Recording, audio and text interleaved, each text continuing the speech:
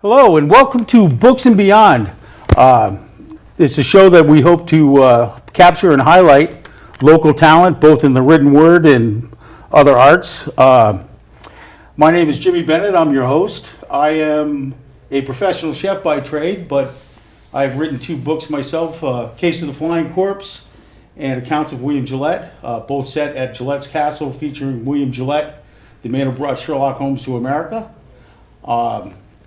I also want to give a shout out to the Chelsea Groton Bank, who selected me for their author Book of the Month Club. And I was very pleased and proud about that. They usually do fiction, financial books, that sort of thing, but they thought my book was a good read, so they chose me this month. I want to thank them, give a shout out.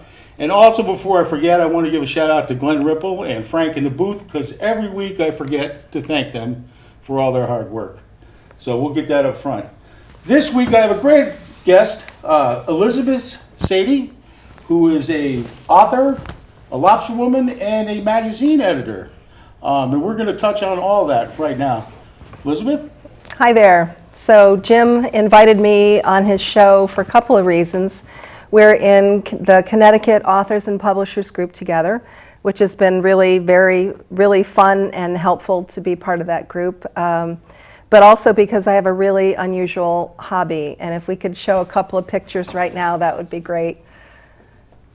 Okay, so this is me on a good day, a really good day. This is a couple of nice big lobsters. In the background is the commercial dock in Stonington Harbor. I'm out on the water almost always by myself, occasionally with someone else, but I started this hobby a few years ago. And the next picture, Frank? Okay, this is me on my teeny tiny little 18-foot skiff. A skiff is simply an open boat that has no protection from anything. That is me in front of the outer breakwater in Stonington, and right next to me is this orange and yellow beat up thing. It's the colors of my buoy that have to be visible at all times, so that if the DEP come and checks me, they can tell that I'm pulling my own pots and not someone else's. And the next picture is me hauling in a lobster pot that unfortunately had nothing in it, and that's more common than not. Thank you.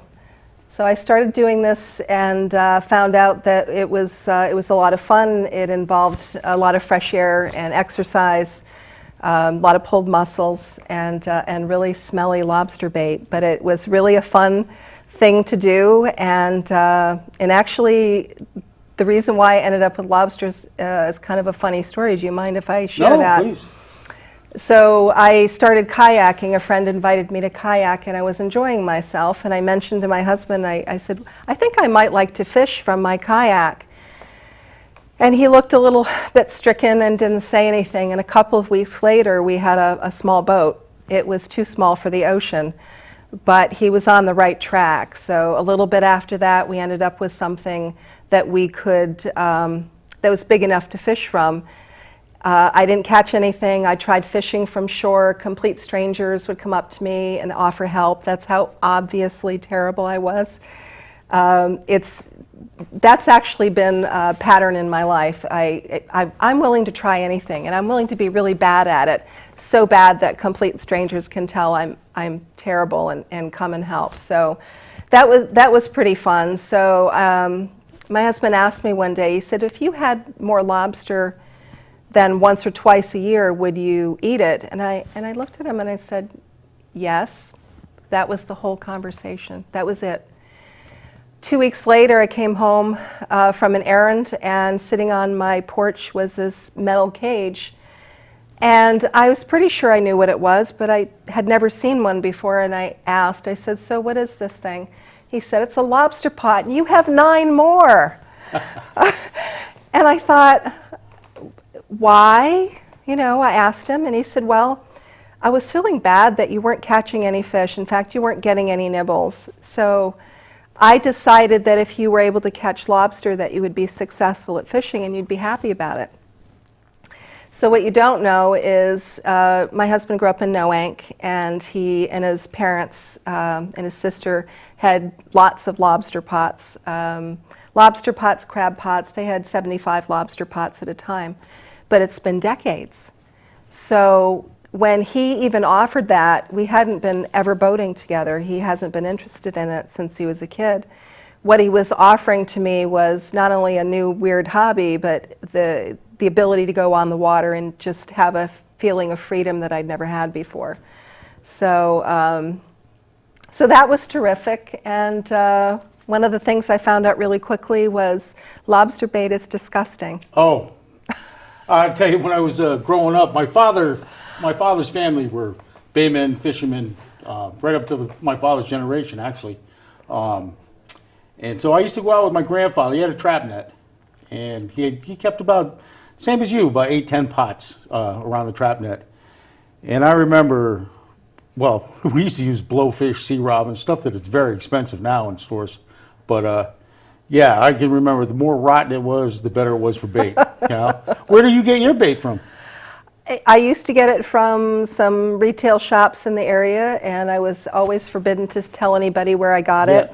And this year I didn't have that resource anymore, so I had to go out and get my own fish and fillet them and use the racks in the lobster pots, which multiplies the amount of work to potentially get a lobster. And some of the fish, like you actually mentioned some of them, I don't eat every porgy I catch, and I haven't been eating sea robins, even though they are edible and they're good. But I found myself catching fish just to put in the lobster traps, which is very sad. I used to always say, well, but I'm using the byproduct. You know, the rack is what's left after you take the edible fillets off. It's the head and the and the spine and the fins and everything. And that's what I was using, and that was just reusing something that was useless otherwise. Now I find myself catching fish just to use as bait. It's not as good ecologically, but well, yeah. So how's been the lobster this year? How are you doing? You know, I've had 4 great years in a row, and this year has been terrible. Not just fishing, but lobstering, all of it. And it's because the water never warmed up. And you're probably thinking, wait a minute, global warming, wait, it's been hot out for weeks and weeks and weeks. Yes, it has, but the water never warmed up in Stonington. It's still 68, 69 degrees, close to the breakwaters where I have my gear. Wow, that's just surprising. So it's almost 10 degrees colder than usual. So what happened this year is it stayed so cold that the bait never came in, the big fish never came in, and the lobsters never came in. So my catch this year is 10% of what I've caught previous years. 10%. Wow. So it's terrible. And there's another reason for that, and we mentioned it off the air, but the black sea bass that are so much fun to catch and so delicious and becoming so prevalent around here, they eat tiny lobsters. Right. So they are at least partially responsible for the decimation of the lobster population. I'd feel worse about it, except they're really good to eat. Yeah. In previous years, when you had a good catch, you're not a commercial though. You don't sell your lobsters, right? No, I have a sport license, which means I can have up to 10 pots. I'm not allowed to sell any of them. Right. And in the previous years, I'd get so sick of it, I'd gift lobsters to friends and family and clients. I'm actually a remodeling contractor. That's how I pay the bills. I write for fun, but I'm a contractor by trade. And this year, I haven't had enough to get sick of it, which is a funny problem to have. But no, it's actually been really fun in the past, and this year people are asking me, and I just haven't had a chance to share. I have a little bit. But what was fun when I had an abundance all the time is I developed new recipes, and I came to the shoreline never having cooked any seafood other than shrimp or like fish sticks. My family didn't grow up on the shore, and we didn't go on the water, and we didn't do that. And I'm a really good cook, but I'd never really cooked seafood. So when you have an abundance of something, you learn how to make it beautifully. And for some people who say, but I only have lobster once or twice a year, it's perfect. When it's steamed or boiled, how could you improve on that? I've got 2 answers for you. One is lobster puffs, which is lobster mashed potatoes in a cream puff shell. Fantastic appetizer.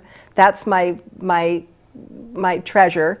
But also I found out that if I took cooked lobster and battered it lightly and deep fried it and served it, it's wonderful with a balsamic sauce or a sweet chili dipping sauce. It's fantastic. Yep. And just this past, actually this month in the Groton-Mystic Neighbors magazine, there's another recipe that I developed. It's lobster, mushrooms, and an onion pasta that's fantastic and easy to make. And Wow. you can take a cooked lobster. So here's the trick. If you only eat lobster once in a while and you're really not keen on sticking a live lobster head first into boiling water, which I don't blame you. I never liked that either, now I don't care, but I was very squeamish before. You can go to any fish counter in the area and have them steam a lobster for Right. you. Take it home and then you have lobster meat and then you can do anything you want with it. So it's my best tip. Do not go into lobstering as a hobby. It's fun, but I don't actually recommend it. But it created great stories, because what's funnier than a woman in her 50s learning how to pilot a boat, fish, and catch lobsters for the first time, when I wasn't nautical at all before that? Well, that's part of the reason why it fascinates me. Now, when did you move to this area? 9 years ago now. Okay, yeah. So you didn't grow up on the water. You didn't grow up around it. You know what I mean? This wasn't But me. yeah, you've embraced it wonderfully, really. I think. You know what I mean? I wish. Many times myself, I used to think, I wish I had pots out and stuff. But like you said, I've known a lot of people that had sport licenses, 10 pots. Back when we were young, if you had a pot in a spot, you threw it in there and, see what you could get.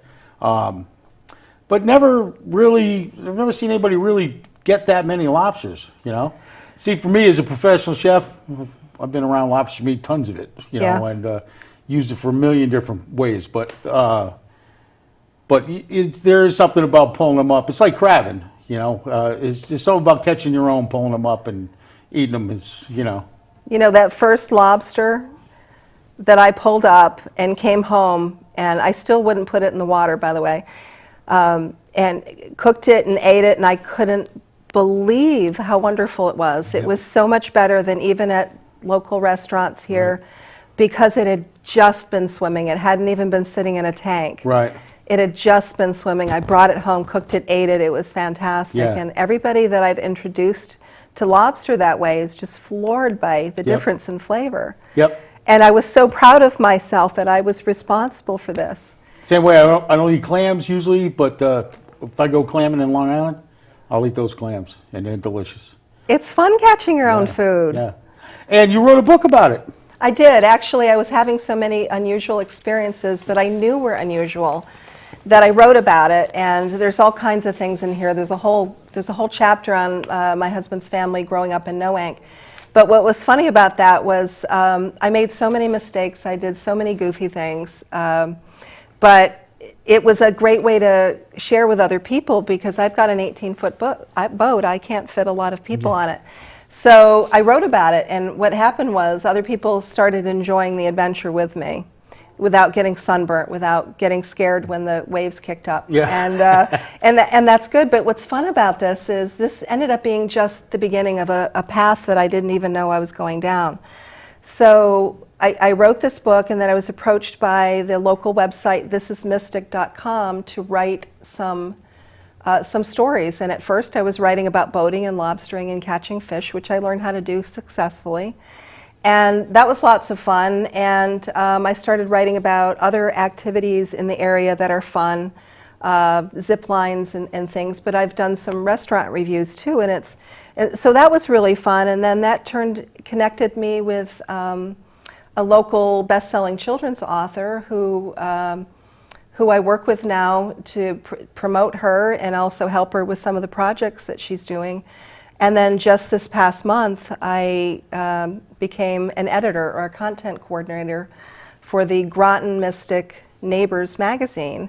So that means I write part of the time and I edit part of the time. But what's neat about that is all of these things, all of these activities are not only super local, they're all the Groton area, the Groton-Mystic area. Right. This place I've come to love so much, I claim it as my hometown, even though I didn't grow up here. I'm never moving.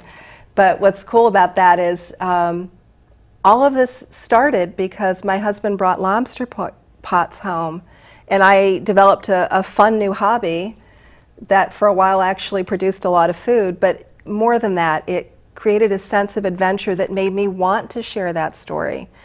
So because I had this great experience and I wanted to share it, and I was willing to write it down and share it with people, I had these 3 other opportunities that I'm still involved with and I'm really loving. So it created a brand new path for me that I would never have foreseen. I've literally am getting paid to write on several levels now, and it's all because I wanted to share my story. But I tell people all the time now, everybody has a story and everybody should be writing their stories. And by writing, it can be that you just talk into a tape and make sure it's there. Right. Everybody has those stories. I've started collecting family stories and things because I feel like those stories get lost when people leave us, when they pass on. We've touched about that. I've touched on that on a couple of shows, and it's one of the things that I do encourage people to keep a journal, to write down stories about their family. It's in this day and age with social media and everything, everything's so quick. It pops up, it goes away, pops up, it goes away. But you know, your grandparents, your uncles, your great aunts, they probably have really cool stories about where they grew up, where you grew up, where you came from, and that you should pass on. You know, I firmly believe that, and that's a good point. Keeping a journal, even if you don't end up writing a book or whatever, even if you don't think anybody would be interested, believe me, your great-grandchildren, if they picked it up and started reading it, would be interested, just to see the way the world was back then, you know? My granddaughter was only 4 when I wrote the book, and she said to me a couple of days ago, I don't get to see her that much, but I got to see her, and she said, "Oh, I'm famous because I'm on the cover of a published book," and that cracked me up, and I didn't know that was her perspective, but it's true. I took the time to write down stories of spending time with her too, Right. including what it was like teaching her how to fish when I didn't grow up learning, or teaching her about boating when I didn't grow up learning that, Yeah. or me being in my 50s and afraid to touch a lobster, but now she's young and she's willing to do all these things because she's been introduced to it. But she's writing stories now too because she thinks it's fun. Good. To let people know what she thinks about things. Good. Too. We encourage we encourage children to read, write. You know, be literate. Really, that's one of my big things. I really like to promote that. I think more people should make sure their children read and or try to get them interested in it and love it as much as I do. Maybe that's me, but So tell me more about thisismystic.com. That's a super local website that locals and tourists alike use to keep track of what's going on. One of the things I did this summer that I'm really proud of is I combined fun activities with fun dining options. And that turned out to be a couple of really good articles. I'm hoping to do more of them. So one day I had a date night with my husband and went sailing on the Argia, which is a gorgeous schooner that is just so much fun to be out on the water on something like that.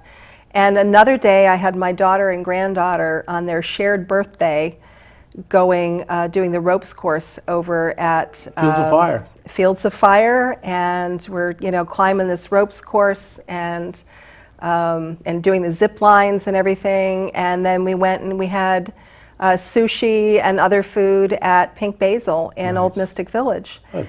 So that's really fun. I've written about the Clyde Cider Mill and the candlelight Christmas tours at the seaport, and just a bunch of different things. And it's sometimes people come to me and they want me to write about them, and sometimes I just come up with the ideas. But I guess my point is, I've done this a lot in my life, and I didn't even realize it until recently, but I was willing to be mediocre or even bad and keep working on it until I got better at it.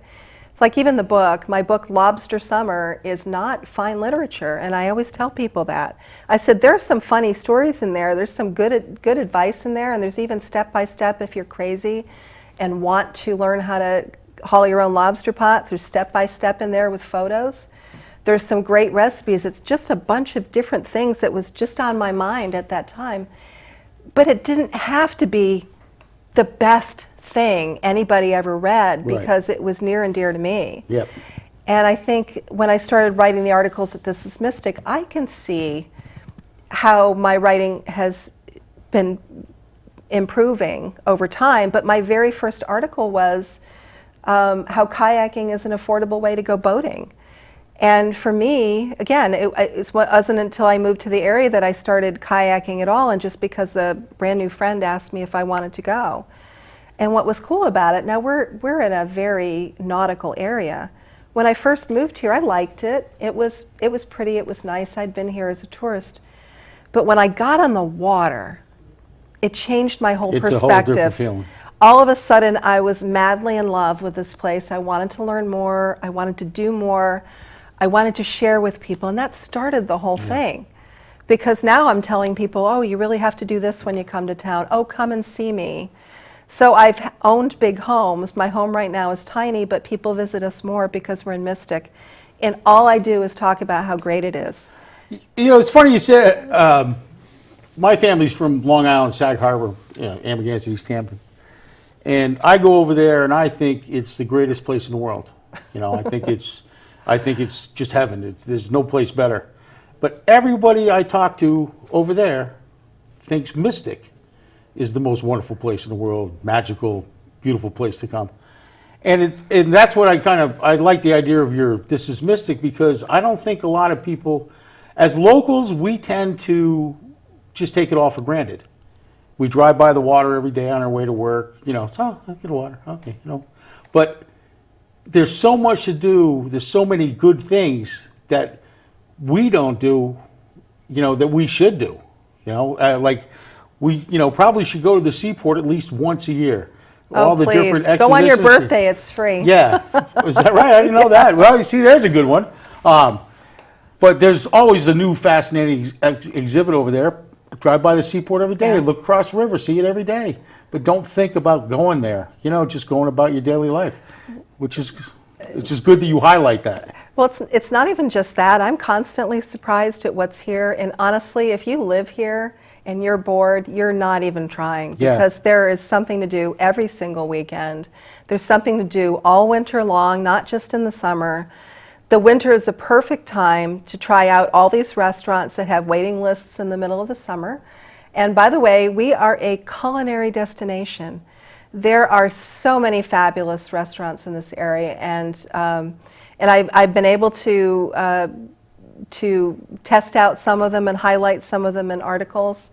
One of the most fun articles, though, was the Travel the Mystic Burger Trail. In the middle of the winter, I said, wait a minute, I bet there are lots of places that have a good hamburger around here. And for the people that come here for seafood, you're not interested in that.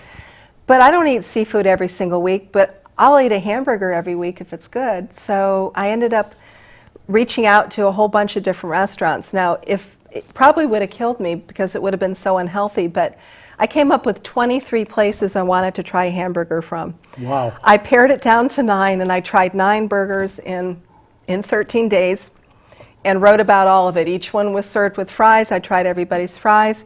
And I loved writing about how each one was completely different. It was a different style burger. It was a different presentation. It was in a different setting. And some settings were more beautiful than others, but some had other things going for them.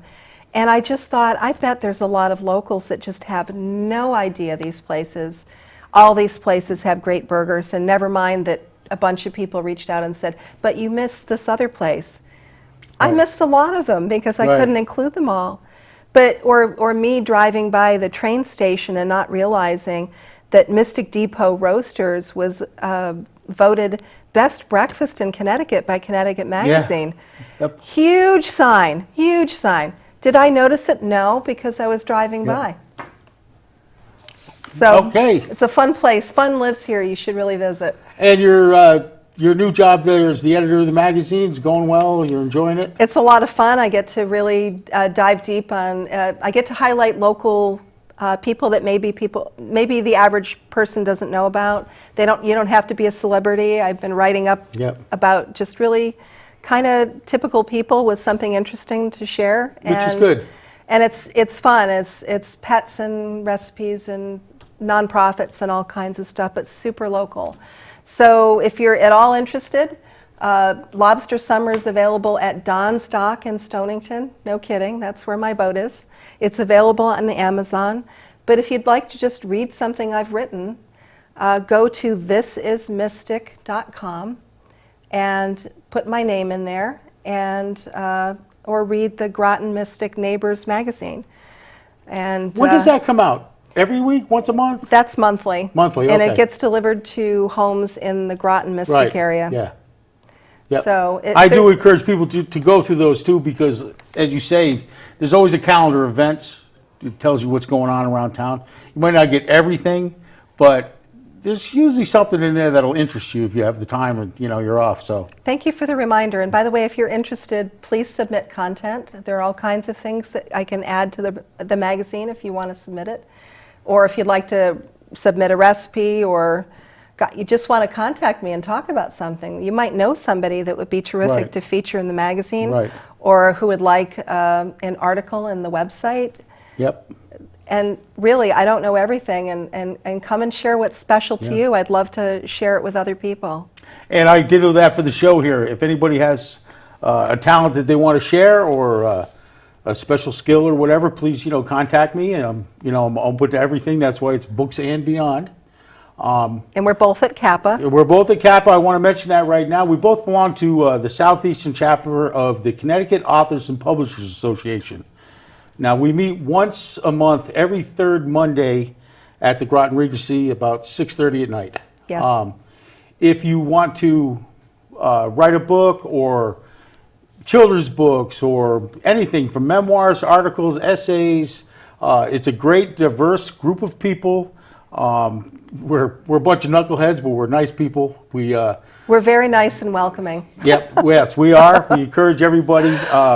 I started going a year before I even written my first book, and it helped me so much, kept me going, motivated me along.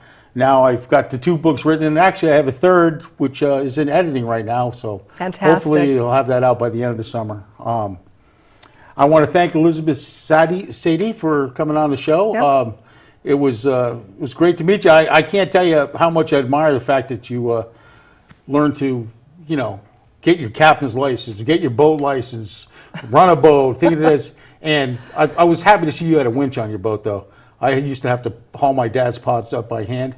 It was all right till they broke surface. Then it was back-breaking work after that. Oh, Jim, I'm hauling by hand. That's just a davit with a pulley on it. And I'll be watching through binoculars to see if you bring home more than 2 lobsters, and I'll be knocking on your door. Before I completely forget, here's your signed copy of Lobster Oh, Summer. thank you very much. Great. All right, well, thank you. That's been Books and Beyond this week. See you next time. My guest will be Tish Robbie. Until then, keep writing, keep dreaming, and we'll see you then. Take care.